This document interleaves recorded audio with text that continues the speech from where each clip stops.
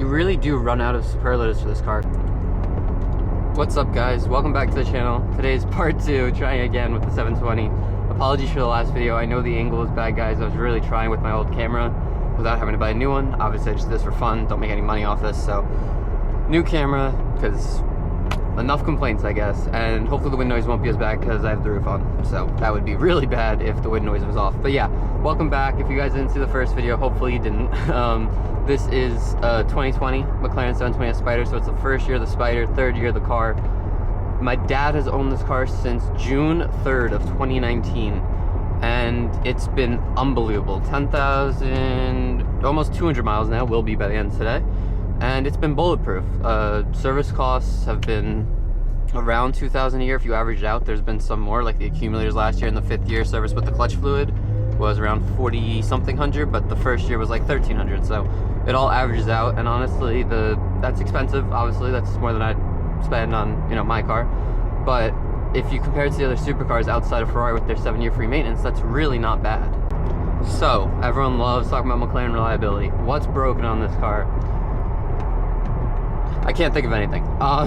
So the only thing that's broken since 2019, it just happened, as I said in the last video, is the parking sensors currently aren't working. The light that comes on the dash is for a park system switch fault, which I thought was correctly this switch to the right, but it's actually the inside of the switch that's not working, not the outside. So the mirrors work, which I thought is what wouldn't work, and it's just the parking sensors are, and I didn't even notice that, and I had been driving the car. I didn't even know there was a button to turn off and on the parking sensors, to be completely honest with you. But yeah, those currently don't work. It's going in for its 6th annual. I'm now the responsible for the service, so hopefully it's not too crazy. One of my friends did say it's a dash out job, but I have a very good independent guy here, and as long as you find the right guy, you'll be really, and you find a well-maintained 720, you'll be set. So, if you're unfamiliar with the 720 itself, 568 pounds-feet of torque, 710 brake horsepower, absolute monster, low 3,000 pounds curb. And if you know anything about this car, when it came out in 2018, well, 2017 for the 2018 model year, it demolished everything. 488s were beaten so badly. Ferrari had to respring and make the Ferrari F8, which wasn't even a planned model. If you ask someone at Ferrari, that's what they'll tell you. That is the facts. 2017 Ford GT hypercar, $450,000, smoked by this. Just absolutely smoked. The 720 was so good that even after the 12C and the 650 had such rapid depreciation, $300,000 cars you could buy for 100 grand, the 720 was going over sticker when it first came out because it was that hyped up in a car world that wasn't anywhere near as big as it is now. On our 888s, we're talking a 9.6, 9.7 quarter mile. That's just not achievable in a factory platform like this. Completely bone stock outside of the tires. It's really just unbelievable. Big pros, McLaren, carbon tub. You don't get that in this segment, really. Ferrari doesn't give it to you, Lamborghini doesn't give it to you, Porsche doesn't give it to you with the turbo. Carbon tub and hydraulic steering, equally as important. This car feels like one giant piece of carbon fiber, and that's because it is. The hydraulic steering, only Lotus still does this. McLaren does still do it, but obviously this is a McLaren. So Lotus and McLaren still do it, and that's pretty much about it. And it's the only way to really feel connected to the car like the old school cars. And even just quarter throttle, the torque when you get from 2nd to 3rd gear, it's hard to say something's a bargain when most people in the world, including myself, couldn't afford it, because these start around $200,000, they go up towards 300 used right now. But when you're comparing it relative to everything else that's around there, 488, that's kind of the main competition. 488 or a really beat up Aventador or a Huracan or something, this is in a class of its own. It's not even comparable.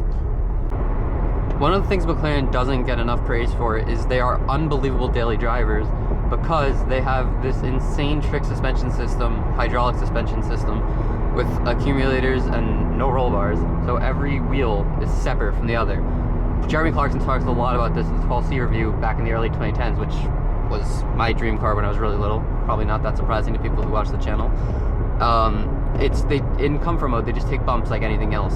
The 720 doesn't have crazy differences between the modes. If you switch handling to sport or track, you feel a little stiffness in the wheel, but the ride isn't, like in the 750, it goes like in track mode. So like there's definitely not the crazy difference between modes that you get in the 750. McLaren's learned more and more, obviously, through some of the hypercars and just time. But you can, in comfort, just have a Rolls Royce ride. It's unbelievable what this car can do. It's something most people don't think about supercars, but if you want to do a lot of miles like I like to do in cars, you need that. One party trick the 720 has, the 750 doesn't, is this. So when you go to track in either comfort or, I mean not comfort, sorry, powertrain or handling, you get the folding screen. Obviously it's supposed to be a more focused perspective. I just drove the 750 on track. You don't notice the screens even there. I think it's a gimmick, but it's a really cool gimmick, so it doesn't really bother me. But yeah, the reason we're in handling track is because we're getting on a really nice back road, and the reason we've been driving so cautiously, let's say, it's about 50-something degrees out right now. So not only does it take longer for the engine to warm up, so the oil just got up to temp a little bit ago, and in a McLaren you really want to wait for that, as Tavarish, or a lot of other people unfortunately. But that, and on a 50 degree day, more importantly, especially on 2019 day code tires, you want to heat up the tires.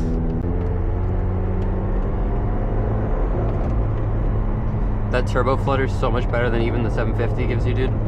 Just, oh, nice little pop. That window's up. Apologies, guys. Phone's going flying. Camera's going flying.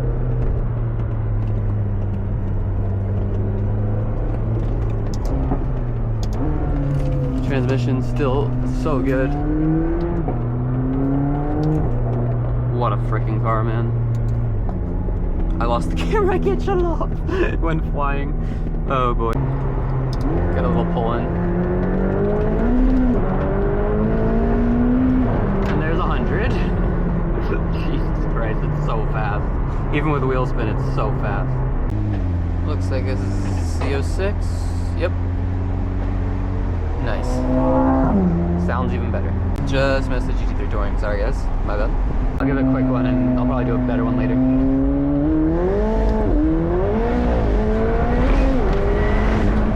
Feel third? Yeah. Wing.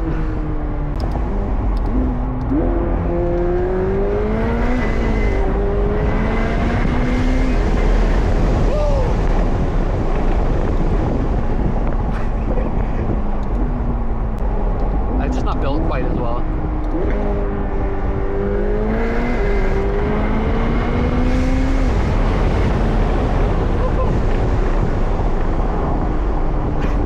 There is yet another C806, a Seawolf gray one. Just started downshifting. Maybe we'll get a quick pull. I don't know where he's going. Oh, we're going. Unfortunate. Not the most flattering angle of Seawolf, but it can be a really nice color, especially with an orange interior. Okay, getting back towards another back road. Well, same back road, just going the other way. Handling track, manual on the trans. So, the 720 is significantly lighter than its competition. F8, 488, all about 400 pounds heavier. Huracan, about the same as the Ferraris. So, that gives you way better feedback, even on these very old tires. And this car, so I don't want to scare the shit out of people. So I'll take it a little easy. Oh, and there goes the camera again. The power band of this feels so different to the 750. The way it comes on is just, I don't know, it's just so much more dramatic. The 750 is a much more focused car. I saw someone in the comment section of an Instagram post saying they've driven both. I don't know if it's true, but they've driven both, and the 720 is much rawer. And I'm not gonna say that. I think 750 is better built, but it's the more raw car. It's the steering's quicker, everything's tighter. It's just, it's more of a driver-focused car in the 720. But this powertrain, the way the boost kicks in, it's so much scarier, so much more exciting than the 750. This is just the ultimate roller coaster ride of a car. This doesn't have the sport exhaust, so this isn't as loud as the 720 can get. Also, I have the roof up for wind noise, because that was a big complaint last video, and it's a fair complaint. But I'm not going to go over all the ownership costs and everything. If you want a more detailed thing, if you can stand a slightly worse camera angle and hear me a little bit worse, there's a video from about, I think it was about last week, full in-depth on the 720 market. Make sure basically you buy a low owner example, one with good service records. Don't just find the cheapest 18 you can with 30,000 miles, because it'll make you look rich on Instagram or something. If you buy a 720, buy it because you love the car. If you want to look rich on Instagram, buy something else. Flex with a Lambo or a Ferrari or something.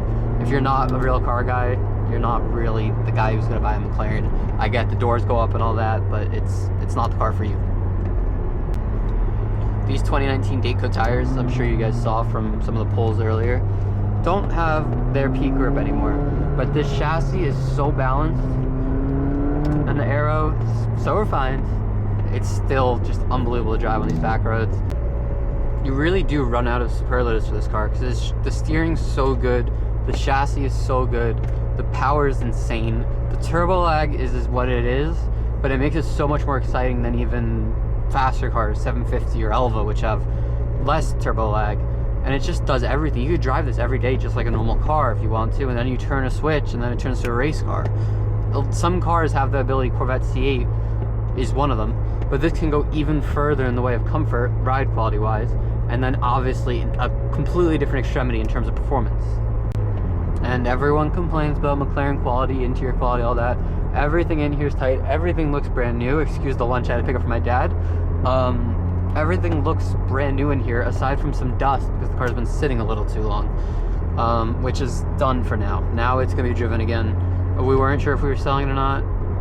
I kind of became the caretaker of it now, but it's not going anywhere. It's just too good of a car for current market.